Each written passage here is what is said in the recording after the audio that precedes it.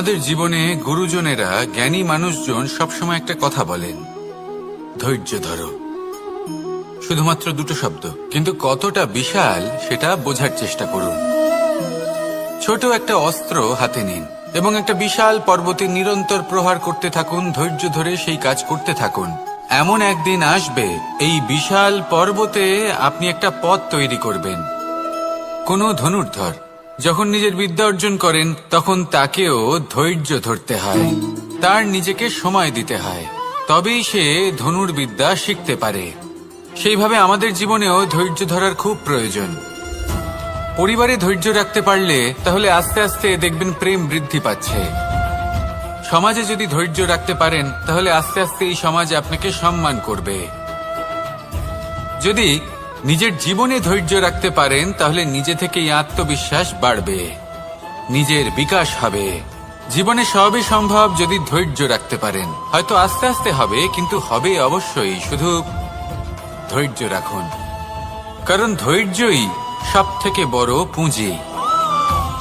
আসুন আর আমার সাথে ভালোবেসে বলুন, রাধা রাধা। আমাদের জীবনে যখনই আমরা কোনো বড় দায়িত্বের সম্মুখীন হই তখন আমরা তার থেকে দূরে পালাই, আর এই অজুহাত দিই যে না না, এত বেশি ভার বহন করার যোগ্যতা আমার নেই, আমি করতেই পারবো না। দেখুন, এই সংসারে ভিন্ন ভিন্ন ধরনের গাছ আছে, ছোট গাছ, বড় গাছ, কিন্তু বটগাছের মতো বড় এবং নিবিড় গাছ আর একটাও নেই। সে নিঃস্বার্থভাবে এই সংসারকে সেবা করে যায়, ছায়া প্রদান করে, শীতলতা প্রদান করে। আর যখন এমন সময় আসে যখন তার ওপর বোঝা অত্যন্ত বেড়ে যায়, সে কিন্তু কোনোভাবেই ভেঙে পড়ে না। তখন সে নিজের নিঃস্বার্থ কর্মের ফল লাভ করে, সেই নিঃস্বার্থ কর্ম যা সে করেছে। তার দেহ থেকে ছোট ছোট ঝুড়ি বার হয় এবং তা কাণ্ডের আকার ধারণ করে। সেই কাণ্ড মাটির কাছে পৌঁছয় এবং তারপর তা বটগাছের সহায়ক হয়ে ওঠে, সে ভেঙে পড়ে যায় না। এইভাবে আপনিও জীবনে নিঃস্বার্থভাবে সবার সেবা করুন, ভালোবাসুন, সবাইকে সাহায্য করুন। যেদিন আপনার ওপর বোঝা অত্যন্ত বেড়ে যাবে সেদিন এই সব মানুষ আপনাকে সাহায্য করার জন্য আসবেন, আপনার শক্তি হয়ে উঠবেন, আর আপনি বটগাছের মতোই মহান এবং বিশাল হয়ে উঠবেন। আসুন আর আমার সাথে ভালোবেসে বলুন, রাধা রাধা। একটা শব্দ আছে, পরিস্থিতি। অনেক মানুষের মুখে আমরা এই শব্দ শুনি। জীবনে যখন অসফল হই, দুঃখ আসে, সংকট আসে, কোনো বিপদ ঘনিয়ে আসে, তখন সমস্ত দোষ আমরা পরিস্থিতির ওপর চাপিয়ে দিই। আর দেখতে গেলে কোথাও না কোথাও ঠিকই করি। এই পরিস্থিতি প্রত্যেক দিনের মতো পাল্টাতে থাকে, কিন্তু এই দিন, এই রাত, এমন কেউ আছেন যিনি এর ওপরেও নিয়ন্ত্রণ সাধন করেন, আর তিনি হলেন সূর্য। ঠিক সেই রকমই আমাদের জীবনেও সূর্য হলো এই মন। যদি এই মনের উপর আমরা নিয়ন্ত্রণ করতে পারি তাহলে আমরা জীবনকেও নিয়ন্ত্রণ করতে পারবো। প্রথমে এই মনের রাজা হয়ে উঠতে হবে। তাই মনে রাখবেন, যদি মন দুর্বল হয় তাহলে পরিস্থিতি আমাদের সমস্যা বলে মনে হবে। এই মন যদি স্থির হয়, পরিস্থিতি প্রতিস্পর্ধা বলে মনে হবে। আর এই মন যদি শক্তিশালী হয়ে ওঠে তাহলে যে কোনো পরিস্থিতি আপনার কাছে একটা সুযোগ মাত্র, এমন এক সুযোগ যাতে অগ্রসর হয়ে আপনি মহান হয়ে উঠতে পারেন। এই মনের শক্তির বৃদ্ধি ঘটান, মহান হয়ে উঠুন, আর আমার সাথে ভালোবেসে বলুন, রাধা রাধা। খুব সুন্দর একটা কাহিনী আছে। একবার এক ব্যক্তি নিজের অসফলতার জন্য ত্রস্ত হয়ে সময় দেবতার তপস্যা করতে বসলেন। উনি তপস্যা করলেন এবং সময় দেবতা প্রসন্ন হলেন, মানুষের রূপ ধারণ করে ওনার সামনে প্রকট হলেন। এবার সেই ব্যক্তি ওনাকে জিজ্ঞেস করলেন যে কি এমন আছে যার জন্য আপনি বারবার জয়ী হন আর আমি চিরকাল পরাজিত হয়ে থাকি? কেন এত পরিশ্রম করা সত্ত্বেও আমি সাফল্য লাভ করতে পারি না? তখন সময় দেবতা উত্তর দিলেন যে দিন হোক বা রাত, ঝড় হোক বা ভূমিকম্প, রোদ হোক বা বৃষ্টি হোক, সময়ের সূত্রপাত হোক বা প্রলয়, আমি থামি না, আমি চলতেই থাকি। আর সেই জন্য যিনি থেমে যান তিনি পরাজিত হন আর আমি জয়ী হই। এটাই আমাদের শিখতে হবে। জীবনে সবসময় চলতে থাকুন, কখনো থামবেন না। হ্যাঁ, কিছুক্ষণের জন্য বিরতি নিতে পারেন, বিশ্রাম করার জন্য, নিজেকে আরো সশক্ত করে তোলার জন্য, কিন্তু থেমে যাবেন না। নিরন্তর কর্ম করতে থাকুন, পরিশ্রম করতে থাকুন, তবেই এই সংসার আপনাকে মনে রাখবে।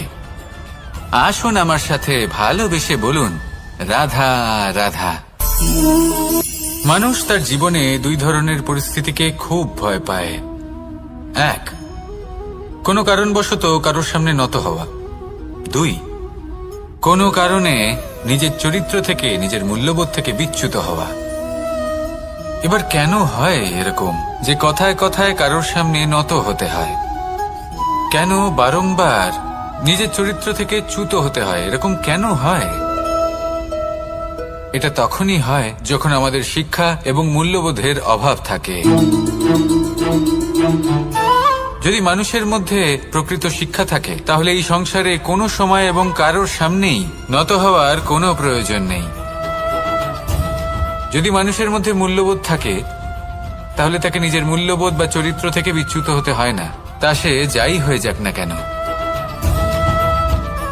কোনো বালককে যদি জন্ম থেকেই সুশিক্ষার অধিকারী করা হয়, শিক্ষিত করা হয়, মূল্যবোধের অধিকারী করা হয়, তবে সে এই সংসারে এমন কর্ম করবে যাতে সে নিজেকে, নিজের পরিবারকে, সমগ্র সমাজকে গর্বিত করতে পারে। শিক্ষা লাভ করুন, মূল্যবোধ লাভ করুন এবং আমার সাথে ভালোবেসে বলুন, রাধা রাধা। আমাদের সকলের জীবনে একটা লক্ষ্য থাকে যেটা আমরা লাভ করতে চাই। ঠিক যেন একটা প্রতিস্পর্ধা বিদ্যমান যে কে সব থেকে আগে নিজের লক্ষ্যে পৌঁছতে পারবে। আর সেই জন্য আমরা সকলেই খুব তাড়াতাড়ি এগোতে চেষ্টা করি, বড় এবং দীর্ঘ পদক্ষেপ ফেলি যাতে তাড়াতাড়ি নিজের লক্ষ্যে পৌঁছতে পারি। কিন্তু এক অত্যন্ত গুরুত্বপূর্ণ বিষয় আছে, সবসময় লক্ষ্য সামনে থাকবে না, কখনো কখনো তা খুঁজতে হয়। এই যাত্রা খুব কঠিন হতে পারে। আর ঠিক এই কারণেই সবসময় দ্রুত গতিতে চলা বা তাড়াতাড়ি পথে চলা সেটা আবশ্যক নয়। তার থেকেও বেশি গুরুত্বপূর্ণ হলো ভেবেচিন্তে তারপর পথ চলা। যদি ভেবেচিন্তে পদক্ষেপ ফেলেন, চলতে পারেন, তাহলে সেটাই সর্বশ্রেষ্ঠ পদক্ষেপ। কখন কোন দিকে যেতে হবে, কখন কোথায় দিক পাল্টানো যাবে না, কখন গতি বেশি রাখতে হবে, কখন কম, কখন থামবো, কখন চলবো, এই সব কিছুর বিষয়ে জ্ঞান অত্যন্ত গুরুত্বপূর্ণ এবং ভেবে চিন্তে চলতেই হবে। সেই জন্য শুধু তীব্র গতিতে সামনে এগোলে চলবে না, ভাবনা চিন্তা করে এগোতে হবে। আসুন আমার সাথে ভালোবেসে বলুন, রাধা রাধা। পায়েস হলো আমার বিশেষ প্রিয়। এর মধুর স্বাদ মনকে প্রফুল্ল করে তোলে। ছোটবেলায় মা আমার জন্য পায়েস বানাতেন এবং আমাকে বলতেন যে গরম থাকতে থাকতে খেয়ে নে কানাই, ঠান্ডা হয়ে গেলে ভালো লাগবে না। কিন্তু আমিও দুষ্টু ছিলাম, ঠান্ডা হওয়া পর্যন্ত অপেক্ষা করতাম। আর ঠান্ডা হয়ে যাওয়ার পরে মার কাছে যেতাম আর ওনাকে বলতাম যে মা, পায়েস তো ঠান্ডা হয়ে গেছে, এটা গরম করে দিন। তখন মা হাসতেন আর বলতেন যে পায়েস না হয় আমি আবার গরম করে দেব কানাই, কিন্তু এর মধুর স্বাদ, সেই মিষ্টত্ব, সেই সুবাস, সেটা আবার ফিরে আসবে না। কথাটা সত্যি। আর এই সত্যটাই আমাদেরও জীবনের সত্য। আমাদের জীবনের মধুর সম্পর্কগুলি, এতে যখন কটুভাব প্রবেশ করে তখন সেই মিষ্টত্ব ফিরিয়ে আনা প্রায় অসম্ভব ব্যাপার হয়ে যায়। আপনি চেষ্টা করে সেই সম্পর্ক ঠিক করতেই পারবেন, তার জন্য অগাধ পরিশ্রম করতে হবে, কিন্তু আবার সেই মিষ্টত্ব কখনো ফিরে আসবে না। সেই জন্য আপনার জীবনের যে মধুর সম্পর্ক আছে, যতটা সম্ভব চেষ্টা করুন তাতে মিষ্টত্ব বজায় রাখতে। কটুভাব আসতে দেবেন না। আসুন আর আমার সাথে মধুর স্বরে বলুন, রাধা রাধা। শব্দ, শব্দ আসলে কি? শুধুই কয়েকটি অক্ষরের সমষ্টি, নাকি আমাদের বাণী, এই শব্দ এমন এক শক্তি যা কাউকেই নিজের বশবর্তী করে ফেলতে পারে। শব্দ এমন এক অস্ত্র যা কাউকে ক্ষত বিক্ষত করে দিতে পারে। এই শব্দ হলো একটি নাদ স্বরূপ যা কোনো ঘুমন্ত ব্যক্তিকেও জাগিয়ে তুলতে পারে এবং নিজের লক্ষ্যের দিকে অগ্রসর করতে পারে। শব্দে এত শক্তি আছে যে কারোর মনে এতটা আঘাত দিতে পারে যে সে হয়তো জীবনে আর কখনো এগোতেই পারল না। তাহলে এই শব্দের প্রয়োগ খুব ভেবে চিন্তে করবেন। এবং এই শব্দের মতোই হলো নীরবতা। অনেক সময় এই নীরবতা আমাদের সহায়ক হয়ে ওঠে। অনেক সময় এটা আমাদের অনুশোচনাকে অনেক বেশি বাড়িয়ে তুলতে পারে। ভীষ্ম পিতামহ, অঙ্গরাজ কর্ণ যখন দ্রৌপদীর বস্ত্রহরণ হচ্ছিল তখন এনারা নীরব ছিলেন।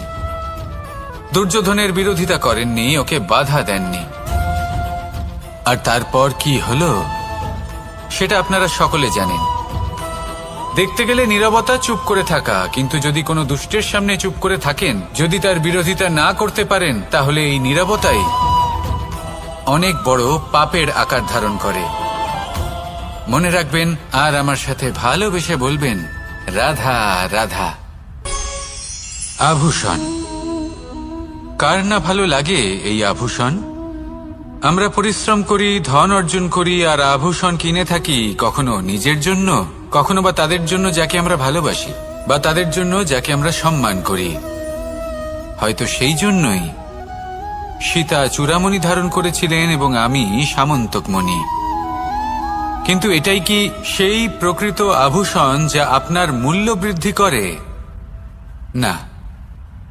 শ্রীরামের আভূষণ হলো ওনার নম্র ভদ্র ব্যবহার। মাতা সীতার আভূষণ হলো ওনার সততা, ওনার নিষ্ঠা, ওনার ত্যাগ। অর্জুনের আভূষণ ছিল ওনার একাগ্রতা। রাধার আভূষণ ওনার প্রেম। এই আভূষণ কোথাও নেই, আপনার মনে আছে। যদি আপনার মনে মিষ্টতা থাকে, তা শান্ত হয়, তাতে সততা থাকে, নিষ্ঠা থাকে এবং প্রেম থাকে, তাহলে আপনার অন্য আর কোনো আভূষণের কোনো প্রয়োজন নেই। আপনি যতই ভিড়ের মাঝে থাকুন, আপনার ঔজ্জ্বল্য চোখে পড়বে। আসুন আর আমার সাথে ভালোবেসে বলুন, রাধা রাধা। এই সংসারের সবথেকে বড় সত্যি হলো জন্ম এবং মৃত্যু।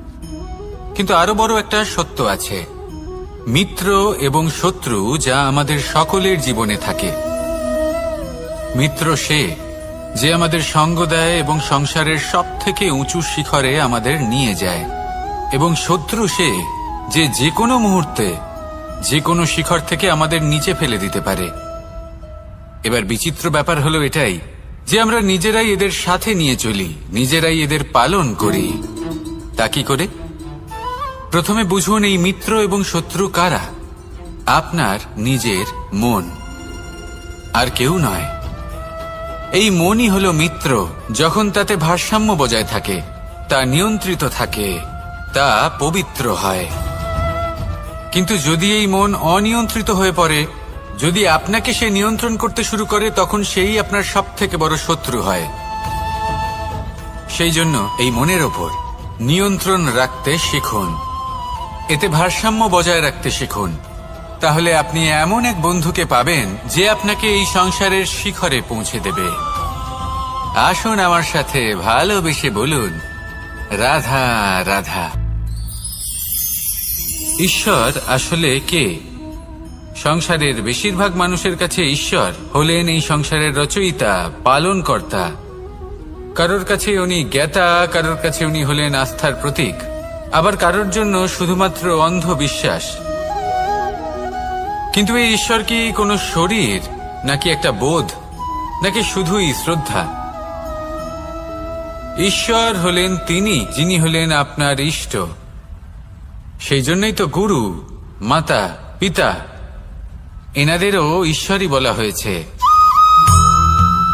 যাদেরকে আমরা ঈশ্বর বলে মনে করি, যারা আমাদের ইষ্ট, তাঁরা আমাদের একটি পথ দেখান, একটি দিকে চালিত করেন। সেই পথে চলে আপনি শুভ কর্ম করতে পারেন। আর যখন কোনো ব্যক্তি তার ঈশ্বরের আদেশ পালন করেন তখন সে নিজে থেকেই শুভ পথে অগ্রসর হয়ে যান। বেশ কয়েকজন মানুষ ঈশ্বরের ওপর আস্থা রাখেন এবং ভাবেন যে অনুচিত কোনো কাজ করা উচিত নয়, ঈশ্বর দেখছেন। ওনারা ভয় পান যে কোনো অনুচিত কর্ম করলে কে জানে তার পরিণাম কি হবে। এমন অনেক ব্যক্তি রয়েছেন যারা ঈশ্বরকে বিশ্বাস করেন এবং জানেন যে ঈশ্বর তাদেরকে দেখছেন, তাই যে যে শুভ কর্ম ওনারা করেছেন তার ফল তারা অবশ্যই পাবেন। এবার আপনি ভয় পেয়ে ঈশ্বরকে বিশ্বাস করবেন নাকি বিশ্বাসের দ্বারা ঈশ্বরকে বিশ্বাস করবেন, সেই সিদ্ধান্ত আপনারই। কিন্তু হ্যাঁ, যদি আপনার মনে ঈশ্বরের জন্য কোনো স্থান থাকে, যদি আপনার কোনো ইষ্ট থাকেন, যদি আপনি কাউকে ঈশ্বর মনে করেন যার প্রত্যেক আদেশ আপনি পালন করে থাকেন, তাহলে বলি ঈশ্বর কখনো আপনাকে অনুচিত পথে চালিত করবেন না। আসুন আমার সাথে ভালোবেসে বলুন, রাধা রাধা। এই সংসারে ভিন্ন ভিন্ন ধরনের গাছ আছে, অসংখ্য ধরনের প্রজাতি আছে। কিছু গাছ পাতা দিয়ে থাকে, কিছু ফুল, কিছু ফল। কেউ ছায়া প্রদান করে, কেউ শীতলতা প্রদান করে, কেউ নিজেকে খুব কষ্ট দিয়ে এই সংসারের বিকাশে সহায়ক হয়ে ওঠে। কিন্তু এই সবার মধ্যে একটা বিষয় কিন্তু সমান, এরা প্রত্যেকেই পাতা ছাড়া, ফুল ছাড়া, ফল ছাড়া জীবিত থাকতেই পারে, কিন্তু কোনো বৃক্ষই শিকড় ছাড়া বেঁচে থাকতেই পারে না। এটাই হলো রাধার। ঠিক সেইভাবেই আমাদের জীবনে শক্তি হোক, ধন হোক বা সাফল্য হোক, আমাদের বা আমাদের পরিবারের প্রসন্নতাই হোক, এই সব কিছুর আধার হলো, সবকিছুর মূল হলো পরিশ্রম। তাই জীবনে চিরকাল পরিশ্রম করতে থাকুন। যদি আপনি জীবনে মহান হবার পথে অগ্রসর হতে চান, তাহলে পরিশ্রম করুন। এই পরিশ্রম দ্বারাই নিজের পরিবারকে প্রসন্ন করুন, নিজের বন্ধুদের প্রসন্ন করুন, এই সমাজকে গর্বিত করুন। আসুন আমার সাথে ভালোবেসে বলুন, রাধা রাধা।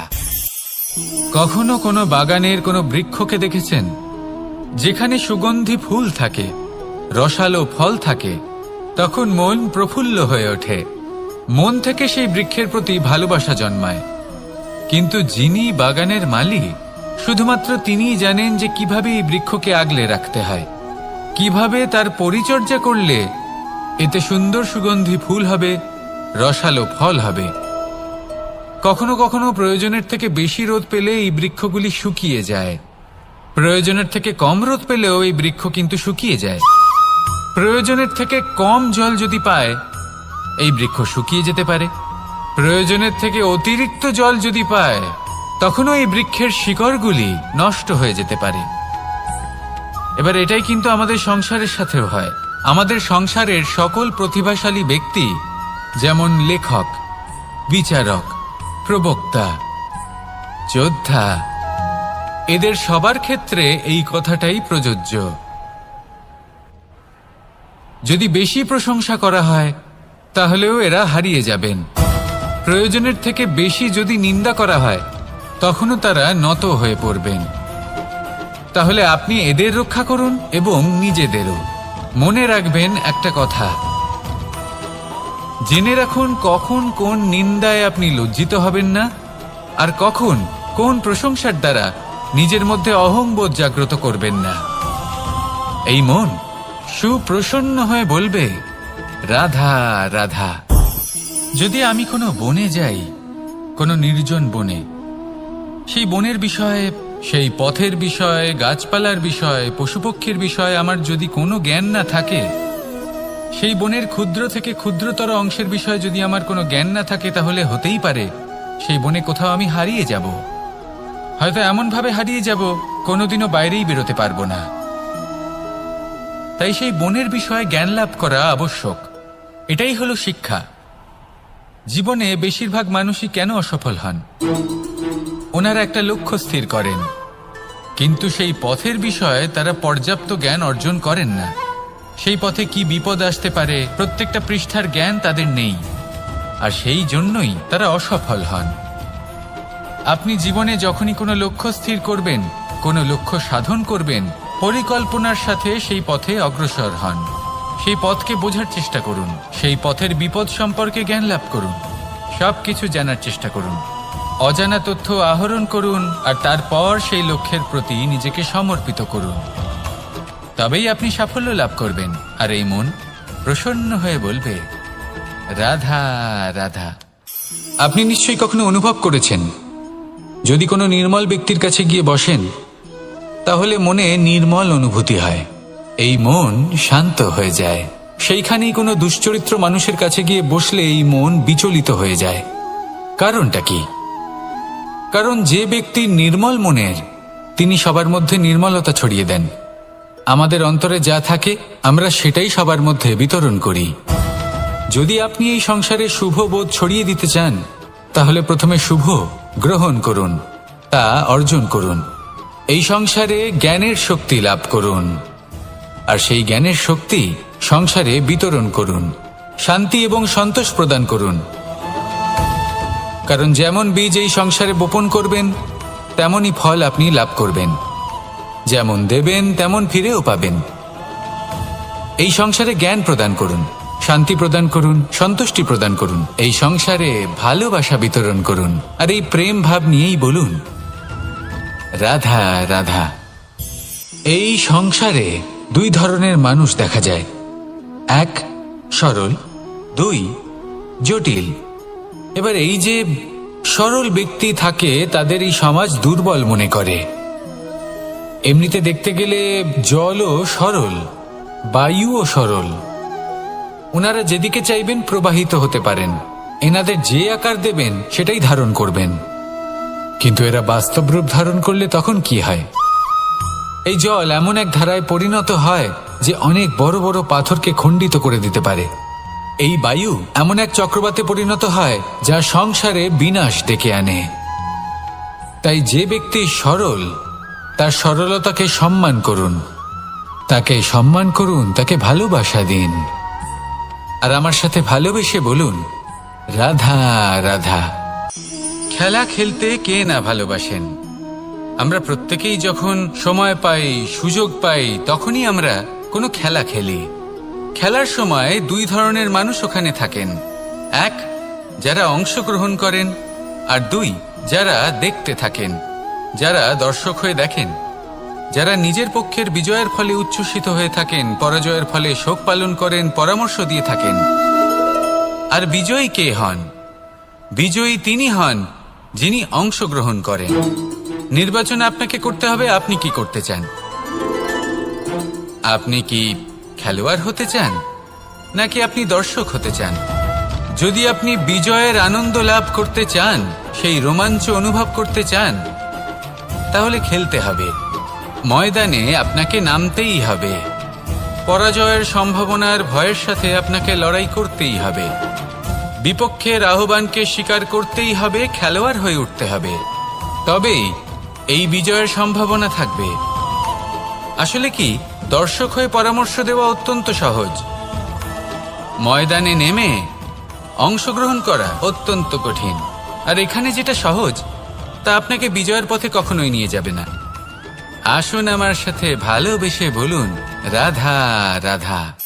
এই সংসারে মানুষ জন্মগ্রহণ করেন, বড় হতে থাকেন, পুরুষার্থ লাভ করেন, অর্জন করেন। অর্জন করা আসলে কি? বেশিরভাগ মানুষ বলেন অর্জন করা অর্থাৎ ধন সম্পত্তি অর্জন করা। আর কি অর্জন করা যায়? আর কি লাভ করা যায়? আসল প্রশ্ন হলো এটাই যে কি এমন আছে যা বাস্তব রূপে অর্জন করার যোগ্য। তা হলো ব্যবহার, জ্ঞান এবং সন্তোষ। কেন? কারণ আপনি যখন এই সংসার ছেড়ে চলে যাবেন, তখন আপনার ধন সম্পত্তি আপনাকে বিদায় জানাতে আসবে না। আপনাকে বিদায় জানাতে আসবে আপনার আপনজন, যাদের সাথে আপনার সুসম্পর্ক ছিল। সমগ্র সংসারে সহস্র মানুষ ধন অর্জন করে থাকেন। শ্রেষ্ঠ মানুষ হলেন তিনি যিনি ব্যবহার, জ্ঞান এবং সন্তোষ অর্জন করে থাকেন, একে সকলের মধ্যে বিতরণ করেন। তাই এটাই করুন, আর আমার সাথে ভালোবেসে বলুন, রাধা রাধা। এই সংসারের আরম্ভ থেকে এখনো পর্যন্ত এবং ভবিষ্যতেও একটা যুদ্ধ আছে যা হয়ে চলেছে, চলতেই থাকবে। পাপ এবং পুণ্যের মধ্যে যুদ্ধ, সত্য এবং অসত্যের মধ্যে যুদ্ধ। এই যুদ্ধ চলেই আসছে, আর এই যুদ্ধে যারা লড়েন তাদের আমরা সবসময় জয় জয়কার করি। আর যারা এই জয় জয়কার করেন তাদের প্রত্যেকের একটা বিশেষ গুরুত্ব থাকে। যখনই কোনো যোদ্ধা যুদ্ধক্ষেত্রে ক্লান্ত হয়ে পড়ে, শক্তিহীন হয়ে পড়ে, তখন এরা জয় জয়কার করে, শঙ্খ বাজাতে থাকে, সেই যোদ্ধাকে অনুপ্রেরিত করে, শক্তি এবং সাহসে ভরিয়ে তোলে। আর তখন সেই যোদ্ধা সেই যুদ্ধকে এগিয়ে নিয়ে যেতে পারে। যখন শ্রীরাম লঙ্কা যাত্রা করার জন্য সেতু তৈরি করছিলেন, তখন একটা ছোট্ট মিষ্টি কাঠবিড়ালি নিজের মুখে মাটির টুকরো বয়ে নিয়ে গিয়ে তার সাধ্যমতো তাকে সাহায্য করছিল। শ্রীরাম দেখলেন এবং বললেন যে ও তো সবার মনোবল বৃদ্ধি করছে, সবাইকে প্রেরিত করছে। ও বলল যে আমি এত ছোট হয়েও যদি এই কাজ করতে পারি, তাহলে আপনারা সবাই কেন পারবেন না? এটাই হলো সেই সকলের মাহাত্ম্য, যারা জয় জয়কার করেন, অনুপ্রেরিত করেন, সাহস যোগান। ওনারা সেই ব্যক্তি যারা একজন যোদ্ধার মধ্যে যুদ্ধকে জয় করার শক্তি প্রদান করেন। আসুন আমার সাথে ভালোবেসে বলুন, রাধা রাধা। সংসারে আমাদের জীবনে যখন কোনো সুখ বা দুঃখ আসে, তার জন্য আমরা কাউকে না কাউকে অবশ্যই দায়ী করে থাকি, তাই না? এই ব্যক্তি আমাদের সাথে এরকম কাজ করেছেন, তাই আমার সাথে এমন হলো। ওই ব্যক্তি যদি এমনটা না করতেন, তাহলে আজ আমি ওই স্থানে পৌঁছতে পারতাম। সবই আপনার দৃষ্টিভঙ্গির ওপর নির্ভরশীল। আর যদি আপনার দৃষ্টিভঙ্গি এমন হয়, তাহলে তা অনুচিত। সত্যি কথা বলতে, এই সংসারে ভিন্ন ভিন্ন ধরনের মানুষ আছে। এটা আপনার ওপর নির্ভর করছে কিভাবে তাদের স্বাগত জানাবেন। একবার ভাবুন, আমি আমার দুটো হাত সামনে নিয়ে এলাম, দুটো মুঠো খুলে দিলাম। দুই প্রকারের মানুষ আসবেন, কিছু না কিছু দিয়ে যাবেন। এই মুঠো যদি আমি বন্ধ করে দিই, তাহলে না কেউ আমাকে কিছু দিতে পারবে, না আমার কিছু যাবে আসবে। নিশ্চয়ই বুঝতে পারছেন এই দুই ধরনের ব্যক্তি কারা এবং তারা কি দিয়ে যান। আমি যদি নিজের মুঠো খুলে দিই, তাহলে কিছু ভালো মানুষ আসবেন, আমাকে আনন্দ, সন্তুষ্টি, জ্ঞান প্রদান করে যাবেন, ভালো অভিজ্ঞতা দিয়ে যাবেন। কোনো খারাপ ব্যক্তি যদি আসেন, তাহলে তিনিও খারাপ অভিজ্ঞতা দেবেন, যার থেকে আমি শিক্ষা লাভ করব। এই সব কিছু আমি লাভ করতে পারি। মুঠো যদি বন্ধ করে রাখি, তাহলে আমি কিছুই পাবো না। দেখুন, এই সংসারে প্রত্যেকের জীবনে এইরকম। প্রত্যেকের জীবনে সবকিছুই আছে, ভালো খারাপ দুই মানুষই আছে, ভালো অভিজ্ঞতা আছে, খারাপ অভিজ্ঞতা আছে। নির্ভর করছে আপনার ওপর যে আপনি কি করবেন, এনাদের স্বাগত কিভাবে জানাবেন, কার থেকে কি বুঝবেন, কি শিখতে পারবেন, আর কোন দৃষ্টিভঙ্গি নিয়ে অগ্রসর হবেন। এটাই নির্ধারণ করবে যে আপনার জীবন কেমন হবে। আসুন আমার সাথে ভালোবেসে বলুন, রাধা রাধা। এটা হলো একটা সাদা পাতা। এবার এতে আমি যাই লিখব, সেটাই এর অস্তিত্ব হবে। এতে আমি প্রেমের কিছু কথা লিখে একে প্রেমপত্র বানিয়ে তুলতে পারি। মাতা পিতার জন্য একটা শুভ সংবাদ লিখতে পারি। শত্রুর বিষয়ে সতর্ক করব বলে সেনাকে একটা সংবাদ লিখতে পারি। দ্বারকাবাসীর জন্য কোনো সংবাদ পাঠাতে পারি। যাই লিখব, এই পত্র সেটাই হয়ে উঠবে। সেই রকমই হলো আমাদের জীবন। আমরা যেমন কর্ম আমরা করব, আমাদের অস্তিত্ব এবং ব্যক্তিত্ব ঠিক তেমনই হয়ে উঠবে। যদি আপনি একটা অসাধারণ, উজ্জ্বল এবং সম্মানজনক জীবনযাপন করতে চান, তাহলে তার একটা রহস্য আপনাকে বলি। যেমন কথন হবে, কর্ম তেমন হবে। অর্থাৎ যতটুকু বলেছেন ততটুকুই করুন, আর যতটুকু করেছেন ততটুকুই বলুন। এই একটা নিয়ম যদি আপনারা পালন করেন, তাহলে এই সংসারের সমস্ত পণ্ডিত আপনাকে অবশ্যই সম্মান করবেন। তাহলে এটাই করুন আর আমার সাথে ভালোবেসে বলুন, রাধা রাধা। কখনো কোনো পাখিকে দেখেছেন?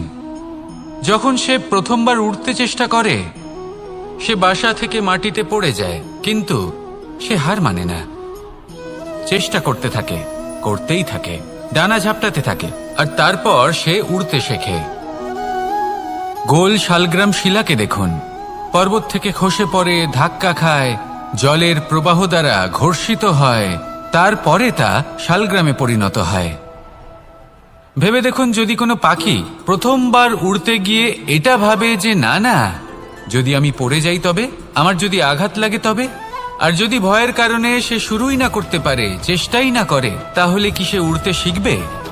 কখনোই নয়। এটাই আমাদের শিখতে হবে, প্রারম্ভ করতে হবে। তা অত্যন্ত গুরুত্বপূর্ণ। যখন আমরা কিছু শুরু করি তখন ভয় করে, কিন্তু যদি এটা না করেন জীবনে কখনো সামনে এগোতেই পারবেন না। হতেই পারে প্রারম্ভ করার পরে আপনি পড়ে যাবেন, বারবার নিচে পড়ে যাবেন, কিন্তু যদি নিরন্তর চেষ্টা করতে থাকেন তাহলে একদিন না একদিন আপনি অবশ্যই সফল হবেন। এই শুরু করাটাই সব থেকে বেশি কঠিন। এর দ্বারা ভয়ভীত হবেন না। আসুন আর আমার সাথে ভালোবেসে বলুন, রাধা রাধা। যদি আমি আমার চোখ বেঁধে কোনো একটা নির্দিষ্ট দিকে নিজের সমস্ত শক্তি প্রয়োগ করে ছুটে যাই, তাহলে কি হবে? আমি কোথাও ধাক্কা খেতে পারি, নিজের ক্ষতি করতে পারি, কোথাও পড়ে যেতে পারি, তাই না? অর্থাৎ এটা নিশ্চিত এই কাজ আমার করা উচিত নয়। কিন্তু আজকের দিনে প্রত্যেকটা মানুষ এই কাজই করছেন, তাই না? কোনো কাজ করার পূর্বে সেই কাজের বিষয়ে সম্পূর্ণ তথ্য কোথায় সংগ্রহ করছেন? শুধু এটুকু জানেন যে এই কাজটা করলে কত ধন অর্জন করবেন আর কত নাম হবে, আর ব্যাস সামনে এগিয়ে যান। এটা উচিত নয়। পূর্ণরূপে যে কোনো কাজ করার আগেই সেই কাজের বিশ্লেষণ করে নেওয়া উচিত, তা বুঝে নেওয়া উচিত, এবং সেই বিষয়ে অবশ্যই খেয়াল রাখা উচিত যে আপনার শরীর এবং আপনার মন এই কাজ করার জন্য কি প্রস্তুত রয়েছে।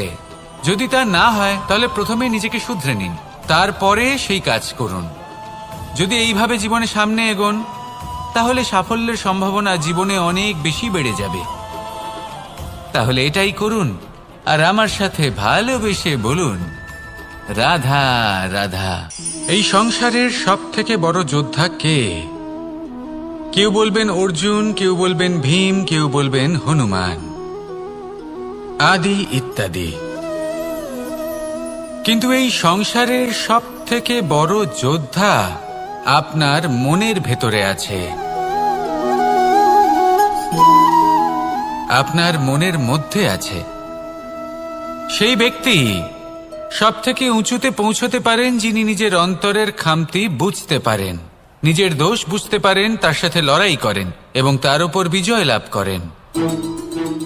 যে ব্যক্তি এটা শিখতে পারেন, যে ব্যক্তি এটার উপর জয়লাভ করতে পারেন, তিনি হলেন সব থেকে বেশি শক্তিশালী, সব থেকে বেশি বীর এবং সব থেকে বেশি পরাক্রমী ব্যক্তি। আমরা সকলে এই সংসারকে পাল্টাতে চাই। তার জন্য প্রথম পদক্ষেপ আপনাকে নিতে হবে, নিজেকে দোষমুক্ত করতে হবে। যদি মানুষ নিজের অন্তরের দোষ বুঝতে পারেন এবং নিজেকে দোষমুক্ত করতে পারেন, তাহলে এই সংসার নিজে থেকেই দোষমুক্ত হয়ে যাবে, তাই না? তাহলে নিজেকে দোষমুক্ত করুন আর আমার সাথে ভালোবেসে বলুন, রাধা রাধা। মানুষের জীবন সবসময় ন্যায় আর অন্যায়ের মাঝে ঘুরপাক খেতে থাকে। প্রত্যেক মানুষের মনে হয় কোথাও না কোথাও তার সাথে অন্যায় হচ্ছে। কেউ বলেন যে ভাগ্য আমার সাথে অন্যায় করেছে, কেউ আবার বলেন এই সংসার আমার সাথে অন্যায় করেছে। আর প্রত্যেকেই ন্যায় বিচার চাইতে বৈঠক দাবি করে বসেন। কখনো এই বিচার গৃহে যান, আবার কখনো ওই বিচার গৃহে।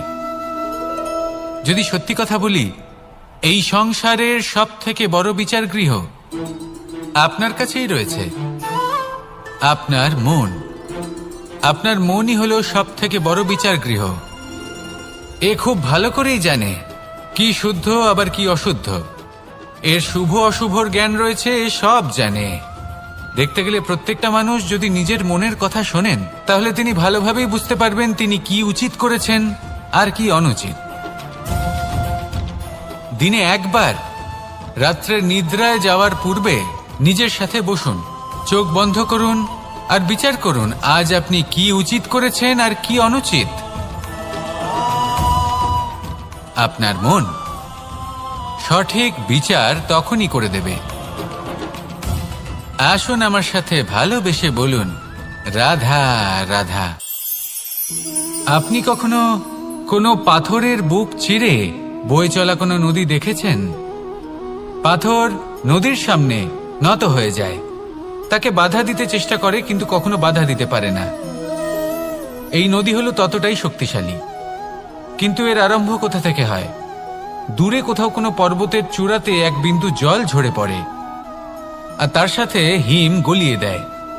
তারপর জলের শক্তি বৃদ্ধি পায়, তারপর অনেক বিপদের সম্মুখীন হয় আর অনেক ধরনের বাধা সে অতিক্রম করে। তার শক্তির এতটাই বৃদ্ধি হয় যে তাকে বাধা দেওয়া একেবারেই অসম্ভব ব্যাপার হয়ে যায়। দেখুন, নদী তো মহান বটেই, কিন্তু তাকে মহান করে তুলেছে কে? সেই সকল বিপদ যার থেকে ও কখনো পালায়নি। সেইভাবেই আমাদেরও বিপদ থেকে পালিয়ে গেলে হবে না, তার সম্মুখীন হতে হবে সাহসের সাথে, পূর্ণ শক্তি প্রয়োগ করে। তবেই আমরা শিখতে পারবো, তবেই আমরা সামনে এগোতে পারবো। যদি আপনি জীবনে কুন্দন হয়ে উঠতে চান, তাহলে জ্বলন সহ্য করতেই হবে। আসুন আমার সাথে ভালোবেসে বলুন, রাধা রাধা। এ হলো গোলাপ ফুল। একে আমরা সকলেই চিনি। সমগ্র সংসার ভালোবাসে এই পুষ্পকে। এই ফুল দেখতেও সুন্দর।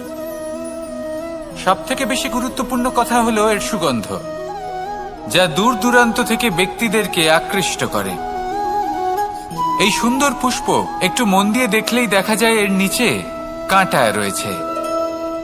এই সংসার বলে, এ প্রকৃতির কেমন রচনা, এত কোমল পুষ্প, এটা কি তীক্ষ্ণ কাঁটা সহ প্রস্ফুটিত হয়? এটাই হলো জীবনের সত্য। আমাদের অন্তরের সদ্গুণ, সেগুলিও এই ফুলের মতোই সুন্দর। সংসার এর সৌন্দর্য দেখতে পায়, এর সুগন্ধ চতুর্দিকে ছড়িয়ে পড়ে। কিন্তু এই সদ্গুণ জাগ্রত করে তোলার জন্য কঠোর পরিশ্রম করতে হয়, প্রতিনিয়ত চেষ্টা করে যেতে হয়। তাই জন্য যদি আপনি জানেন আপনার পথ উচিত কিন্তু তা কাঁটায় পরিপূর্ণ, তাহলে থামবেন না, চলতে থাকুন।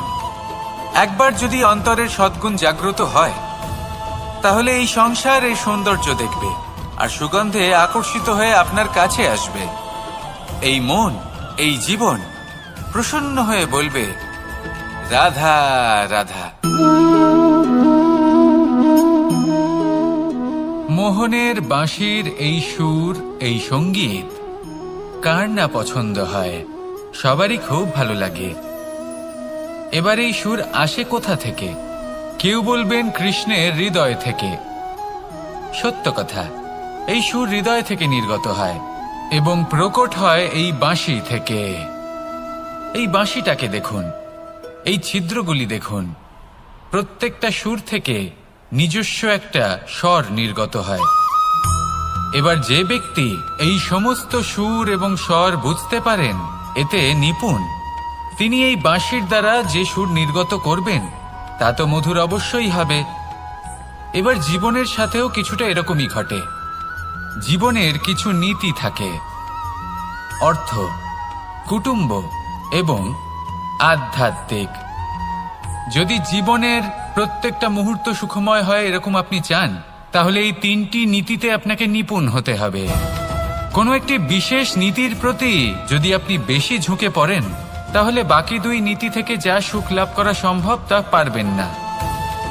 ধন অর্জন করতে হবে পরিবারের জন্য, পরিবারের সুখ মনের শান্তির জন্য, মনে শান্তির প্রয়োজন মনের শুদ্ধতার জন্য। যখন এই মন শুদ্ধ হবে, জীবন শুদ্ধ হবে, পবিত্র হবে, সুন্দর হবে এবং ভালোবেসে বলবে, রাধা রাধা। জল, এ হলো জীবনের আধার, পঞ্চতত্ত্বের মধ্যে একটি, আর অত্যন্ত বিশেষ। এর থেকে অনেক বড় শিক্ষা পাওয়া যায়। এই জল, গন্তব্যের বিষয়ে এর স্পষ্ট ধারণা আছে। ও জানে ওর লক্ষ্য কি, আর প্রয়াস করে ততদূর সে পৌঁছেও যায়।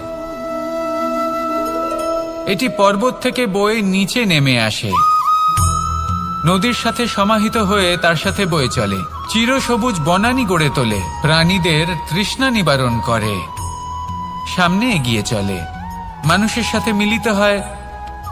যারা একে বাঁধের মধ্যে বেঁধে রাখতে চেষ্টা করে সে বন্দি দশাতেও থেকে যায়, মানুষের কল্যাণ করে। তারপর বাঁধ থেকে মুক্তি পেয়ে এগিয়ে চলে, কোথাও ধাক্কা খায়, কোথাও বাধা পড়ে, কোথাও যদি পথ খুঁজে না পায় তাহলে পথ খুঁজেই নেয়, আর যেখানে পথ থাকে না সেখানে পথ বানিয়ে নেয়, আর শেষ পর্যন্ত নিজের লক্ষ্যে পৌঁছেই যায়, অর্থাৎ সমুদ্রে গিয়ে সমাহিত হয়ে যায়। আমাদেরও কিছুটা এরকমই হয়ে উঠতে হবে। যেখানেই যাবেন সকলের কল্যাণ করুন, সামনে এগোন। আপনি কোথাও পড়ে গেলে, ধাক্কা খেলে আঘাত লাগবেই, উত্থান পতন লেগেই থাকে। সামনে এগোতে থাকুন। কোথাও পথ না পেলে তা খুঁজে নিন, কোথাও পথ না থাকলে তা বানিয়ে নিন। নিজের গন্তব্যের কথা সব সময় মনে রাখুন। শেষ পর্যন্ত নিজের মোক্ষ লাভ আপনি অবশ্যই করবেন। আর আমার সাথে ভালোবেসে বলুন, রাধা রাধা। জীবনের প্রত্যেক মুহূর্ত আমাদের কিছু না কিছু শিক্ষা দেয়, নির্ভর করছে আমাদের দৃষ্টিভঙ্গির উপর। যেমন নদী হলো আমার অত্যন্ত প্রিয়, নদীতে ভ্রমণ করতে আমার খুব ভালো লাগে। কি বলেন? নদীতে সবসময় নতুন কিছু থাকে, ও পুরনো কিছুই নিয়ে বসে থাকে না, সব সময় প্রবাহমান, কখনো থামে না। ততক্ষণ থামে না যতক্ষণ না সাগরে গিয়ে সমাহিত হচ্ছে। ঠিক এইভাবেই আমাদেরও উচিত নিজের জীবন অতিবাহিত করা, নদীর মতো। প্রত্যেক মুহূর্ত নতুন, তাই সেইভাবেই জীবন যাপন করুন। পুরনো কিছুই একত্রিত করে রাখবেন না, বিগত স্মৃতির মাঝে নিজেকে হারিয়ে ফেলবেন না। এই যে বর্তমান, এই যে মুহূর্ত, সেটাই হলো সর্বশ্রেষ্ঠ। এর মাঝেই জীবন যাপন করুন, নদীর মতো প্রবাহমান হতে শিখুন। আপনি শিখে গেলে তাহলে মনে রাখবেন, আমার আপনার মাঝে বিচরণ করতে বড়ই ভালো লাগবে। যে ব্যক্তি আনন্দের সাথে জীবনের প্রত্যেকটা মুহূর্ত অতিবাহিত করে কোনো চিন্তা ছাড়াই, প্রবাহমান হয়, কখনোই থামে না, যতক্ষণ না মুক্তি লাভ করছেন, এমন ব্যক্তির মধ্যেই রাধাকৃষ্ণ বসবাস করেন। তাহলে আসুন আমার সাথে ভালোবেসে বলুন, রাধা রাধা।